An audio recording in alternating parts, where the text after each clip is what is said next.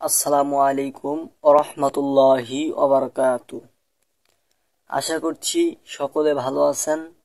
আল্লাহ রব্বুল আলমিনের অশেষ মেহেরবানিতে আমিও ভালো আছি।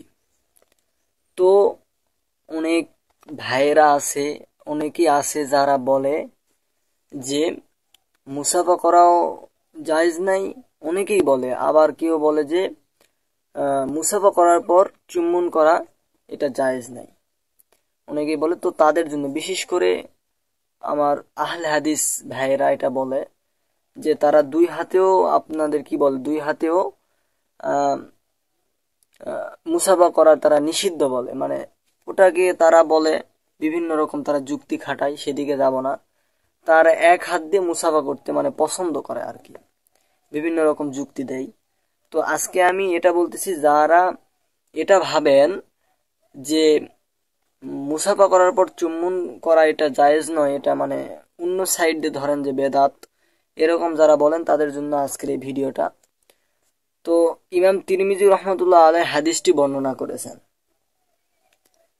হাদিসটা হলো এই: আন আয়েশা রাদিয়াল্লাহু তাআলা আনহা ক্বালাত, আম্মাজান আয়েশা রাদিয়াল্লাহু তাআলা আনহা বর্ণিত। আম্মাজান বললাম, এটা তিনার সম্মানার্থে। কদিমাতু যায়েদ ইবনে হারিসাল মাদিনাতা, তিনি বলেন, আম্মাজান আয়েশা বলেন, হযরত যায়েদ ইবনে হারিসা রাদিয়াল্লাহু তাআলা আনহু মদিনায় আগমন করলেন বা করেছিলেন যখন। এবং রাসূলুল্লাহ সাল্লাল্লাহু আলাইহি ওয়াসাল্লাম ফি বাইতি, এবং এমন সময় হযরত রাসূল করিম সাল্লাল্লাহু আলাইহি ওয়াসাল্লাম আমার ঘরেই ছিলেন। এটা বলতেছেন আম্মাজান আয়েশা রাদিয়াল্লাহু তাআলা আনহা। ফা আতাহু ফাকরা আল বাবা ফাকা ইলাইহি, অতঃপর তিনি এসে দরজায় করাঘাত করলেন। কে করলেন? ওই যায়েদ ইবনে হারেসা, তিনি এসে দরজায় করাঘাত করলেন। রাসূলুল্লাহ সাল্লাল্লাহু আলাইহি ওয়াসাল্লাম উরিয়ানান ইয়াজুরু সাওবাহু, হযরত রাসূল করিম সাল্লাল্লাহু আলাইহি ওয়াসাল্লাম তার নিকট খালি গায়ে চাদর টানতে টানতে গেলেন যায়েদ ইবনে হারেসার কাছে। এটা উনি মানে যায়েদ ইবনে হারেসাকে তিনি পুত্রের মতো দেখতেন, লালিত পুত্র। তো এখানে এর মানে এটা নয় যে আল্লাহ রাসূল সাল্লাল্লাহু আলাইহি ওয়াসাল্লাম খালি গায়ে হাঁটতে হাঁটতে গেছেন, এটা নয়। তিনার কাছে বস্ত্র ছিল তিনার গায়ে, তিনি চাদর পরিধান করেছিলেন, কিন্তু তিনার ওই চাদরটা মানে অনেক সময় ঘরের মধ্যে আপনি চাদর তো সবসময় ঠিক থাকবে না, জামা তো ওই রকম রাসূল সাল্লাল্লাহু আলাইহি ওয়াসাল্লামেরও ছিল।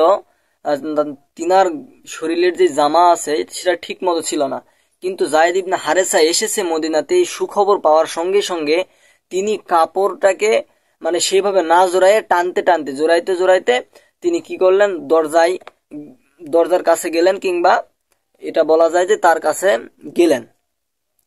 তারপর ওয়াল্লাহি, আল্লাহর কসম, আম্মাজান আয়েশা রাদিয়াল্লাহু তাআলা আনহা বলতেছে, আল্লাহর শপথ, আল্লাহর কসম, মা রাআইতুহু উরিয়ানান ক্বাবলাহু ওয়ালা বা'দাহু, আম্মাজান আয়েশা রাদিয়াল্লাহু তাআলা আনহা বলতেছে, আল্লাহর শপথ, আমি তাকে এর পূর্বে বা পরে কখনো খালি গায়ে দেখিনি। মানে ওই রকম অবস্থায়, কোন অবস্থায়? যে অবস্থায় রাসূলুল্লাহ সাল্লাল্লাহু আলাইহি ওয়াসাল্লাম চাদর টানতে টানতে গেছিলেন, কোথায়? ওই দরজা করাঘাত করছেন, দরজাটা খুলে দেওয়ার জন্য গেছিলেন।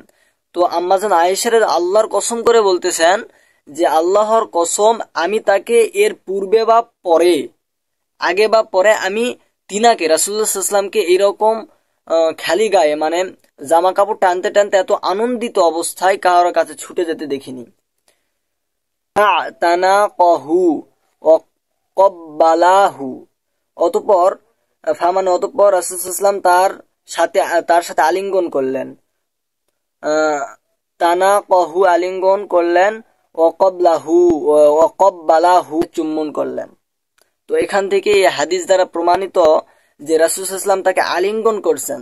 আলিঙ্গন মানে তিনাকে আলিঙ্গন করা মানে তিনি মুসাফা করছে, মুসাফা করা তো সুন্নত, মুসাফা করছে, করার পর তিনি তাকে চুম্বন করেছেন। তো এখান থেকে আমরা বুঝতে পারলাম যে মুসাফা করার পর চুম্বন করা। আবার